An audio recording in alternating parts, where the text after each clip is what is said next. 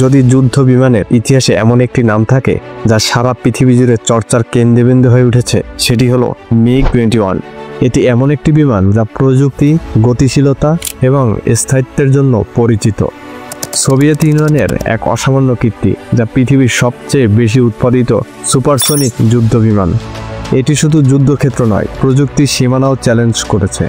আজকের ভিডিওতে আমরা MiG-21 যুদ্ধ বিমানের সেই অনন্য গল্প জানব, যা একদিকে যুদ্ধের ময়দান কাঁপিয়েছে, অন্যদিকে শতাব্দীর অন্যতম শ্রেষ্ঠ জেট যুদ্ধ বিমান হিসাবে নিজের স্থান দখল করে নিয়েছে।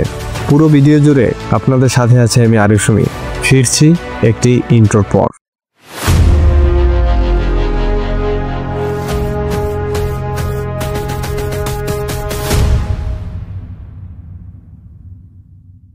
উনিশশো সালে সোভিয়েত ইউনিয়নে শুরু হলো একটি নতুন সুপারসনিক যুদ্ধ বিমান তৈরির পরিকল্পনা।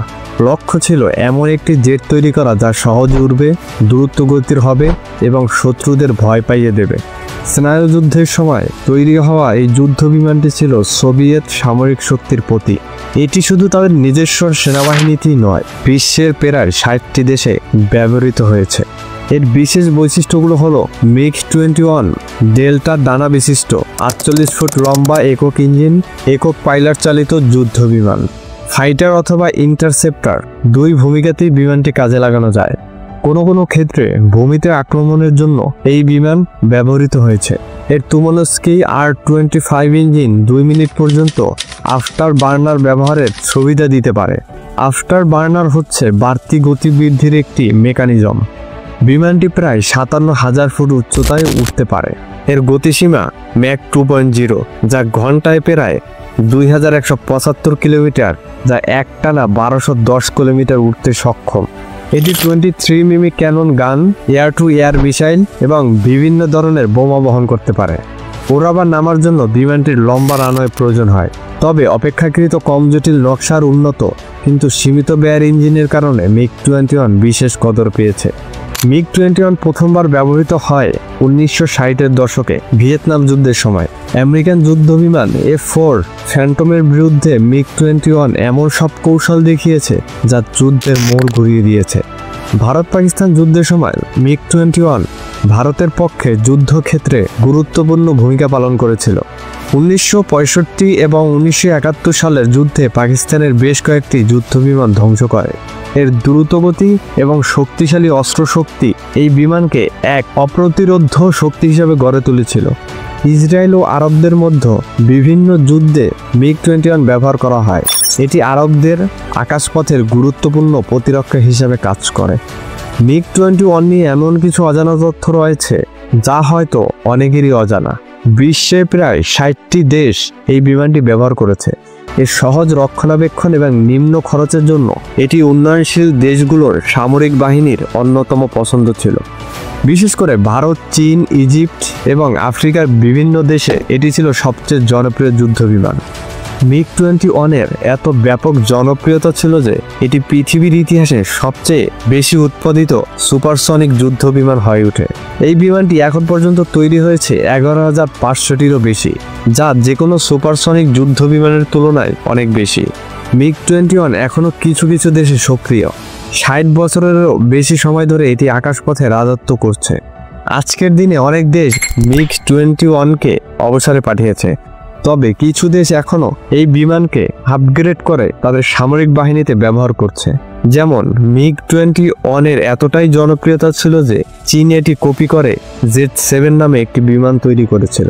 এছাড়াও ভারতের একটি উন্নত সংস্করণ তৈরি করেছে যার নাম টাইগার স্কোয়াড্রন, যা এখনও বিভিন্ন সীমান্ত অঞ্চলে তারা ব্যবহার করছে। বাংলাদেশের স্বাধীনতা যুদ্ধের সময় ভারতীয় MiG-21 পাকিস্তানি সাবর জেটের বিরুদ্ধে অত্যন্ত সফল বিমান হিসেবে প্রমাণিত হয়। এরই ধারাবাহিকতায় কার্গিল যুদ্ধেও MiG-21 ব্যবহৃত হয়েছে। ভারত এ পর্যন্ত 1200-এর মতো MiG-21 কিনেছে বা নিজেরাই তৈরি করে নিয়েছে। এই মুখ্য তিনটি যুদ্ধক্ষেত্র ছাড়াও ইথিওপিয়া ও সোমালিয়া যুদ্ধ, যুগোস্লাভিয়া আর অ্যাঙ্গোলার গৃহযুদ্ধ সহ অনেকগুলো লড়াইয়ে MiG-21 সফলতা দেখিয়েছে। 1971 সালে স্বাধীনতার পরপর সোভিয়েতরা বাংলাদেশকে 2 আসনের একটি MiG-21 উপহার দিয়েছিল, যা বর্তমানে বাংলাদেশ বিমান বাহিনী জাদুঘরে সংরক্ষিত রয়েছে। যদিও MiG-21 অনেক ক্ষেত্রে অসফল ছিল, তাই এটি কিছু সমালোচনার মুখোমুখি হয়েছে। যেমন শুরুর দিকে এটি আকাশে উঠতে পারত মাত্র 45 মিনিট। বিমানটির ইঞ্জিন বেশ স্পর্শকাতর, সামান্য তেল বেতালে ঘটতে পারত দুর্ঘটনা। মাঝামাঝি অংশে তেলের ট্যাঙ্ক থাকার কারণে আকাশে MiG-21 নিয়ন্ত্রণে রাখাও বেশ কঠিন হয়ে যেত। নামবার জন্য প্রয়োজন হতো প্রায় 8 কিলোমিটার দীর্ঘ রানওয়ে। MiG-21 চালানো সহজ বটে, কিন্তু আকাশ যুদ্ধে একে সফলভাবে ব্যবহার করতে হলে পাইলটকে হতে হবে দক্ষ। এজন্য দেখা যায় ভিয়েতনামে মার্কিনদের বিরুদ্ধে MiG-21 অসাধারণ সাফল্য দেখালেও আরব পাইলটদের হাতে এই MiG-21ই ইসরায়েলের সাথে জয় পেতে হিমশিম খেতে হয়েছে।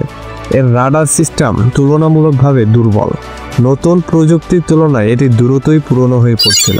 কিছু দেশ এই বিমানের দুর্ঘটনা এবং সীমিত পাইলট প্রশিক্ষণ নিয়ে শঙ্কিতও ছিল। তবে সেসব সত্ত্বেও MiG-21 স্থান আজকে পর্যন্ত ইতিহাসে অটুট। আজকের দিনের উন্নত যত যুদ্ধ বিমান আছে, যেমন সুখোই, রাফাল এবং F-35, সবই MiG-21 প্রযুক্তিগত ভিত্তির উপর দাঁড়িয়ে তৈরি হয়েছে। ভবিষ্যতের সুপারসনিক বিমানের ডিজাইনেও এর প্রভাব থাকবে বলে ধারণা করা যায়। আজকের ভিডিও এ পর্যন্তই। আপনি যদি MiG-21 এমন কোনো তথ্য জানেন যা আমরা আজকের ভিডিওতে উল্লেখ করিনি, তাহলে আমাদেরকে কমেন্টে জানিয়ে দিতে ভুল করবেন না। আজকের মতো এখানেই বিদায় নিচ্ছি। আর এমন তথ্যবহুল ভিডিও পেতে চ্যানেলটি সাবস্ক্রাইব করতে ভুলবেন না। ধন্যবাদ।